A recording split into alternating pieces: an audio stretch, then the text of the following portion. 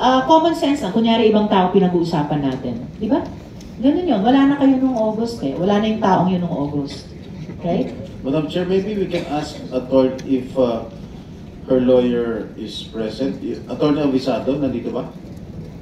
Nandito ba, Comsec, si Atty. Avisado? While we're waiting, Madam Chair, Senator Joel. may I just put into the records, Madam Chair, yung binanggit ni alias Alice Go, pumipirma po siya ng dokumento, according to her, in her own words, last page. Pogo? Ay, hindi po, Your Honor. So, dinideny mo, may partnership ba kayo? Anything? May bank account kayo together? Meron kayong negosyo together? Wala po, ni isa po, Your Honor. Ganun? Hindi kayo nag-isip? Hindi kayo nagplano whatsoever? Wala pong ganun, Your Honor. So, MU lang, MU. Wala din po, Your Honor. Ano ba yung MU? Alam ko ano ibig sabihin. Nabuto mo ba ibig sabihin na MU, Mayor? Yung MU po, ang pagkakaalam ko po, yung mutual understanding. Wala kayo na. Hindi, ang MU merong usapan. Ay, wala pong usapan kami, Your Honor. Salamat, Senator Joel. Actually, marami akong tanong mamaya tungkol sa mga negosyo. Hindi po ako naniniwala wala kayong negosyo. One related question sa SP Pro Tempore. Ito sa t-shirt, di ba lagi mo suot yung t-shirt ni Alice? Sa birthday mo, sa lahat ng mga iba't ibang events. Correct?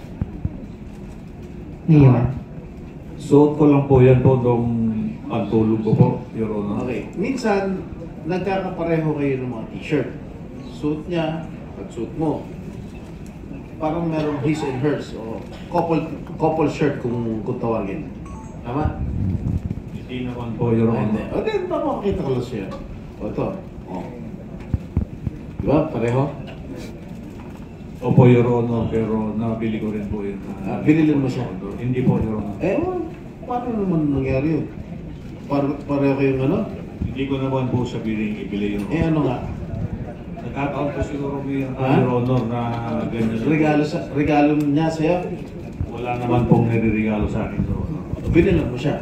Ano boss? Hindi rin po, Your Honor. Ito boss, pasok ka boss. Sige. Wala pa rin kayong relasyon? Wala po, Your Honor. Ano ito? Parang blue. Polo. Your Honor, marami naman po magkakaparehas po. Ganun. Your Honor. Ayaw pa rin tayo umamin na. May kataon lang. Wala naman po kaming relasyon, Your Honor. Talaga. May puprove to talaga. Meron talaga.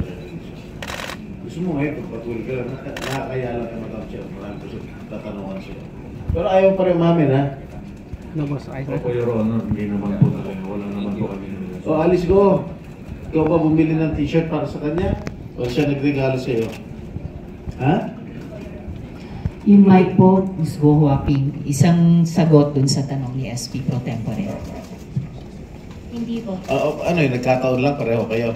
Pareho kayong t-shirt? Ha? Hindi ko nga po alam may ganun picture po eh. Ano? Hindi ko po alam na may ganun picture po. Smile ka pa eh. Pareho. Siguro campaign shirt, uniforme nyo to, kung saan. Ayaw nyo pa rin umamin. Sige, Madam Chair.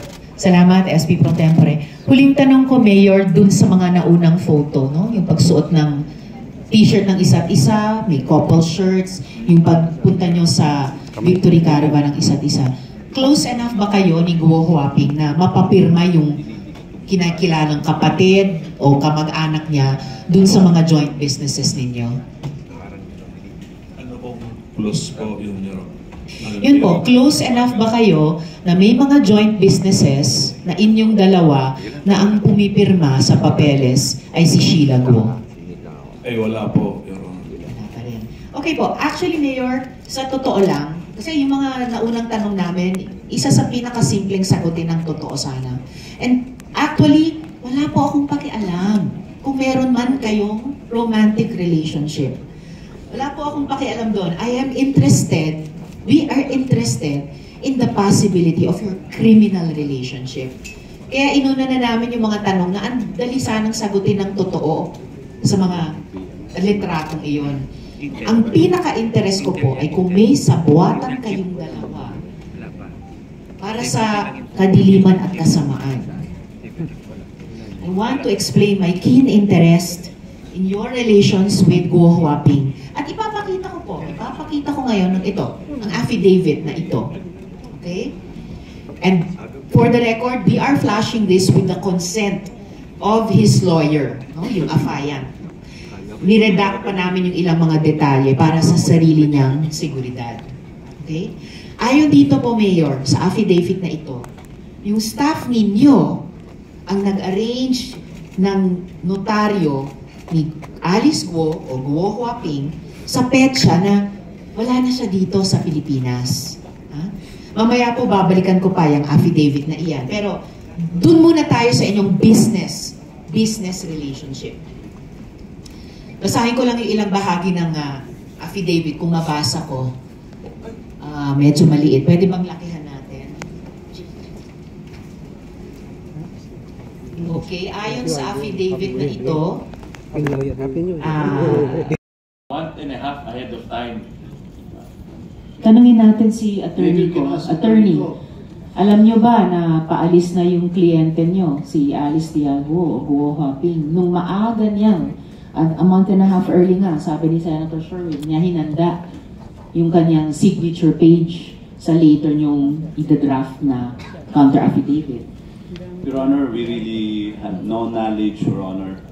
In fact, Your Honor, we were only able to finalize the counter affidavit last August 14, on the same day that we forwarded the same to her secretary, Your Honor. At bakit nyo finoward pa kay Ms. Kath? Bakit hindi diretso kay Guo Huaping na siya naman yung kliyente nyo?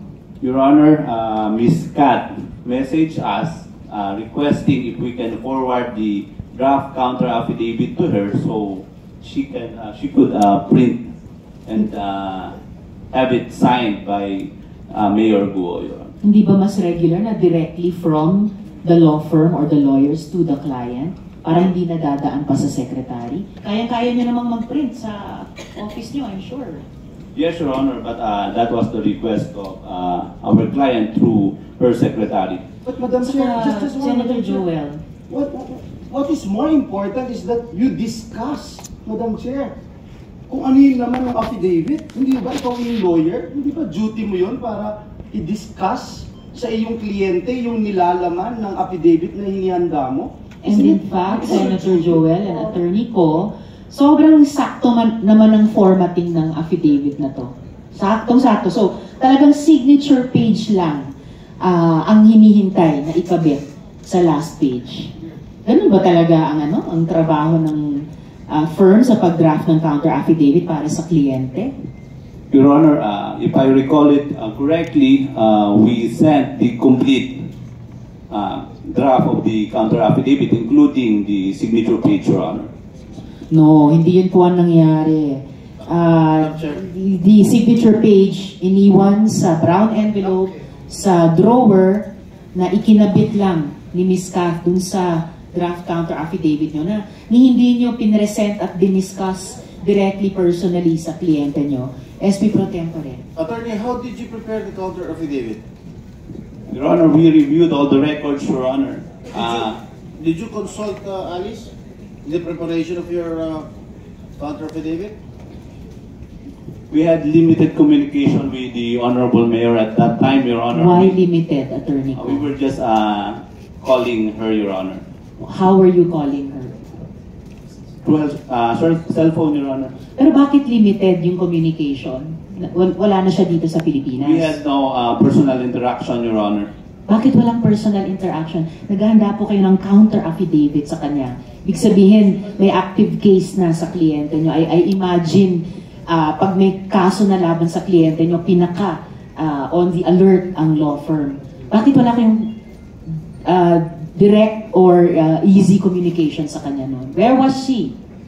Your Honor, at that time, actually, we also manifested in the DOJ that we were having difficulty communicating with the Honorable Mayor. That's why we weren't able to finalize the counter affidavit, Your Honor. Why were you having difficulty communicating? Your Honor, we were informed, Your Honor, na meron po siyang death threat. That's why she refused to have a personal meetings with us. So Ayan na we were naman. only communicating through cell phone, Your Honor. Death threat. Galing ba sa law firm nyo, yung isang death threat? Why couldn't she talk with you directly? Wala akong ganun, Your Honor. We were just informed na meron ho siyang mga death threats and hindi ho niya kayang makipag-meeting personally with us, Your Honor. That's why on the delay ho yung pag-prepare and finalize ng counter affidavit, Your Honor. Usually, ang mga law firm, napakamaparaan para lang tulungan hanggat kaya yung kliyente nila.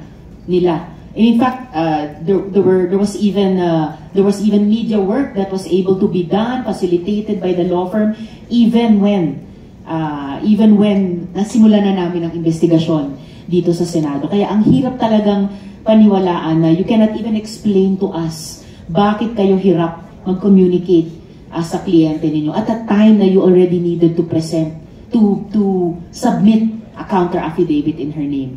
At talagang I cannot imagine na ang firm tatanggapin na hindi nyo mapresenta, maipaliwanag ang counter affidavit sa kliyente nyo and papayag kayong ikakabit lang ng secretary niya yung signature page. But yes, Senator Sherwin and then SP Pro Tempore. Ms. Guo Huaping, only time that a person can have the counter affidavit notarized outside of the OG, Your Honor, if there are no prosecutors available. But considering, Your Honor, please, that this case, there are plenty available prosecutors, Your Honor, in the Department of Justice. So basically, Your Honor, the notarization of the counter affidavit is really without any effect, Your Honor, please. So talagang from the get-go, malabo po yung dinaan ng proseso nitong counter affidavit na ito. And actually, we don't even have to belabor the defects of the notary. We already know it's fatally flawed. And base sa pagpaliwanag nyo dyan sa rule na iyon, fatally flawed talaga. And ang totoong issue ay yung complicity. At babalikan ko rin, ni Mayor Kalugay, at yung contribution niya sa panloloko sa bayan. Salamat, Prosecutor Gatula. Yes, Senator Joel. And with the indulgence of our distinguished colleagues here, I think it's also right to give chance to Attorney Galicia if he can also make a comment. And Attorney Galicia, you have heard the testimony of Guo Huaping alias Alice. She made mention that she signed this document way before she left the country.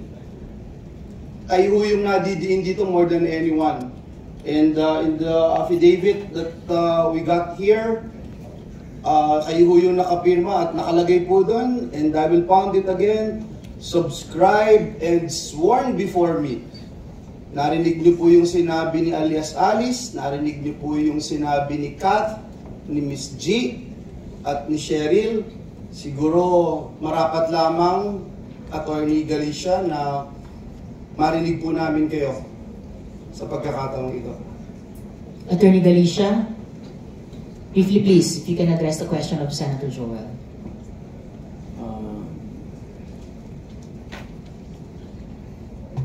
Biktima po ako. I'm invoking my right against self-incrimination po. Attorney, please don't take the track of Guo Huaping. Ang mas mabuti po ay sagutin nyo ng makatotohanan yung mga tanong namin. Please, return to the question of Senator Joel. Again, Your Honor, I'm invoking my right against self-incrimination because that will tend to incriminate against me. Alright, SP Pro Tempore. Just one last thing, Madam Chair. Alright, one last. Sabi po ni Alice, alias Alice, pinirmahan niya ito way before she left the country. Sabi ni Kat, pinatawagan si Cheryl para alamin kung sino ang pwedeng abogado na papayag sa gusto nila na magnonotaryo ng isang public document. Nakita man, hindi nakita, anuman laman ng dokumento, ino-notarize niya. At ang nakalagay po doon ang inyong pangalan. Muli po, Attorney Galicia, binibigyan po kayo ng Senado ng pagkakataon. You owe it to yourself, you owe it to your family, you owe it to the Filipino people. Alam niyo po ba ang mga pinagagagawa niyo when you affix your signature? Again, in the public document that's here before us. It says they're sworn, subscribed, and sworn before me. At dito ho, napatunayan na lahat na ng dokumento, gabundok na dokumento, gabundok na mga testimonya, sinasabing wala na si Alice Go. At mismong si Elias Alice, sinabing pinirmahan niya ito way before she left the country. Muli po, binibigyan po namin kayo ng huling pagkakataon, Attorney Galicia, para marinig ang inyong panig, Attorney Galicia. I will be, Your Honorable Senator, I'm maintaining what I declared before and the result of the executive session that we had. All right, Attorney. Senator Joel, thank you. Then, Madam Chair, we don't have any other choice but to bring out the information that was given to us before. And actually, Senator Joel, Attorney Galicia, itong mga bagong facts na itinatanong din sa inyo, lumabas na po in open hearing. Hindi lamang dun sa executive session. So, may I remind you, you are obliged to respond. You are continuing to be under oath before this committee, Attorney Galicia. Please, one more chance to address the question of Senator Chair, Joel. it would appear now, because you're the one invoking whatever right you wanted to invoke, and we are only looking for the truth. You are now saying, Madam Chair, that you have been lying to this committee the whole time. In his first appearance in this honorable committee, Madam Chair. Attorney Galicia, please, be as frank as you can be sa committee ito. Kasi talagang lumabas na, sinabi na ng DOJ, lumabas na sa mga findings namin, yung mga dokumento will prove, like Guo Huaping's own answer earlier, umalis siya sa bansa bago pa na draft ng law firm ni na attorney ko yung counter affidavit at ikinabit lang ni Ms. Ha? Ano po masasabi niyo?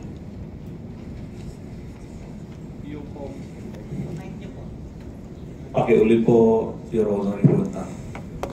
Hindi, itong mga resibo ito na nakalap namin, nakalagay yung mga pangalan ninyo. Mayor Liseldo, o pangalan mo, Mayor Liseldo Dalugay, lahat yung mga materyales for the construction of Happy Penguin Resort. So inaamin mo talaga sa iyo yung lupa pero hindi mo inaamin sa iyo yung resort. Ganun ba? Opo. Opo, Your Honor. Yan pong mga resibo na po yan.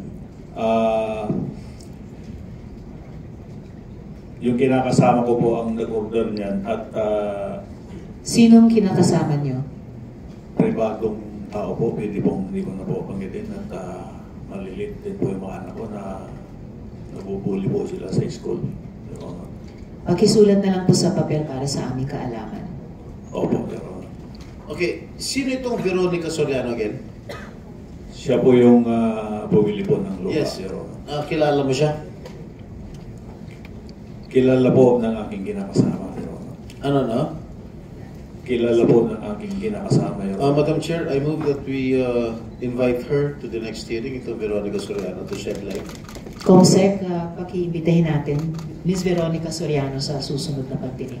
SP Pro Tem. July 15 mo lang na ibenta ito eh. No?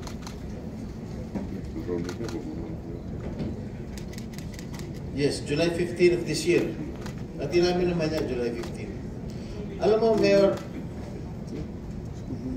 at saka SP Pro Tem, if I may add, yung ganitong mga resibo, at meron din akong isa pa na pwede ipakita, pareho o similar sa inyo, ay resibo ng pagbili ng construction supplies ng 3-link Q Farm din sa pamilyang Guo. So yung sa ibang resibo, si Alice Guo ang nakapangalan, ganun din po, tulad sa inyo, SP Pro Tempore, sa Majesty Lumber and Construction Supply. Meron nga resibong issued kay Mayor Kalugay, meron din pong itong Majesty Lumber and Construction Supply, resibong issued kay Mayor Alice Liaguo. Pero pareho, address 3-link Q Farm, SP Pro Tempore. yes, iisa lang ang supplier nila, yung Majesty Lumber and Construction Supply. Ito, Mayor Link Q Farm. Malabogo. Malabogo. mga tarim Pangasinan. Oh, di ba ano? Obvious naman. Yung pong yung diniliver po na materialis po, hindi ko po alam kung saan na-deliver po yan. Pero tumawag po sa akin si Mayor Alice po kung saan po makakabili ng mga borang. Alam mo, hindi naman yan ang tanong ko eh.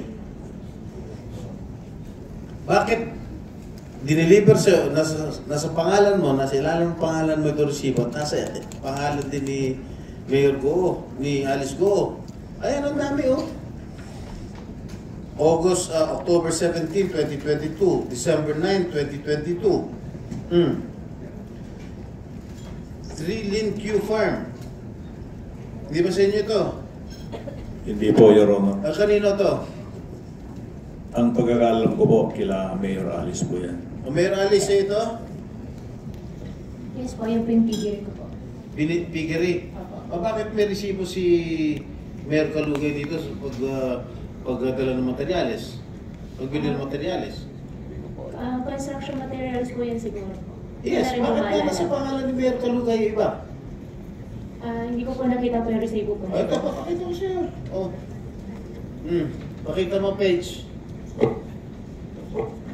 SP Pro Tempore, Mayor, kasosyo nyo ba yung buong Guo family dun sa 3 Lin Q Farms? Hindi po, Madam Chair. So yung tanong din ni SP Pro Tempore kay Guo Huaping, bakit kayo ang nagbabayad sa inyo ini-issue yung resibo ng construction supplies para sa 3 Lin Q Farms na panay pamilya ni Guo Huaping ang incorporators, siya mismo, si Miss Sheila Guo, Simon Guo, Lin Wenyi, at Guo Jianzhong, yung mga magulang. Anong kinalaman nyo doon? Hindi po ako nagbayad, Madam Chair. Ang kwento po niyan, tumawag po si Mayor Alice kung saan po makakabili po ng murang mga construction supply. Kasi po ang family business po namin construction supply. Ang sabi ko, sige, mayroon kaming pinagkukunan na kumari po ni Ate Che. Doon na lang po kayo kumuha. Kaya sabi ko kay Ate Che, kayo na lang po mag-usap at para maka-discount po sila. Pero yung pangalawang resibo, Disyembre, na pinakita kanina ni SP Pro Tempore, sa inyo naka-issue, Mayor Kalugay, bagamat yung sa Oktubre kay Guo Huaping, kay Mayor Alice Liago, naka-issue. Madam Chair, hindi ko po makita po yung resibo na pangalawa. Napakita din po namin. Habang ipinapakita ni SP Pro Tempore kay Mayor SEC, nandito rin po kayo, di ba? Yes, sir. Attorney Flores. Sir, pwede niyo po bang... Alright. Bakit bigla mo binenta? Medyo nag-ipit lang po, Your Honor, kaya... Kanina tinatanong ko na, kaya mo binenta dahil lumabas na itong issue nito at umamin ka. Ay, hindi po, Your Honor, wala naman po akong inaamin, Your Honor. Tinatanong ko sa'yo kanina niya. Wala naman po akong inaamin. Bakit ka nag-ipit? Ang dami mo ng negosyo. Paano mo nag-ipit? At saka SP Pro Tempore, kung ganong kabilis yung sinabi niyong bigla, yung Resolution Granting Authority to Operate sa Happy Penguin Resort, July 9, 2024. Tapos biglang, less than a week later, July 15, 6 days, transfer of sale of property sa kanila ni Veronica Sariano. Gusto po sana naming magipag-joint venture po ng ginakasama ko. Kaya lang po, medyo malaki po yung gastos. Kaya naisipan na lang po na ibenta po. Ka-endorse, sabi ni Madam Chair, ka-endorse mo lang sa Sangguniang Bayan ng Sual, yung July 9. Oh, sorry. Tapos, binenta mo agad 6 days after. Nabinta po at yung nga po. Bakit nga, in-endorse mo na sa Sangguniang Bayan, bakit after 6 days bigla, binenta mo? Hindi naman po lahat po yung property, Your Honor, nasa akin po. Ano? Yung property po doon po sa loob, hindi naman po sa akin po lahat po yun, Your Honor. Yes, I know, but binenta mo nga yung lupain mo after 6 days. Binita ko po, Your Honor, dahil hindi nga po namin kaya po magipag... Okay, binenta mo yung lupa, pero may struktura na. Ha? Wala pa po, Your Honor. Ano wala pa? SP Pro Tempore, mukhang yung mga buwan ng June at July ay mga buwan ng kagipitan ba to o kailangan ng malaking pera? Dahil based on a reliable source, Mayor, di umano, nag-withdraw kayo ng 150 million pesos bandang June 10 to June 20, 2024 sa Metrobank Dagupan, Pangasinan. Tama po ba yun? Wala po akong ganyang account, Madam Chair. Maybe we can, Madam Chair, maybe we can ask AMLA to Yes, see to it if there was a huge withdrawal in the amount of 100 million during those time in Metrobank Dagupan. Opo, Attorney Your Honor. Attorney Cabalite? Cabalin. Yes, Attorney Cabalin. Can you please verify this reliable information? 150 million peso withdrawal by the Mayor bandang June 10 to 20, 2024 sa Metrobank Dagupan. Thank you. Madam Chair, Property na bininta ko po, wala pong nakatayo po. Your magkano Honor. mo benta? Parang nasa 1.2 po. Magkano? 1.2, Your Honor. Million o billion? Million po, 1.2 million po.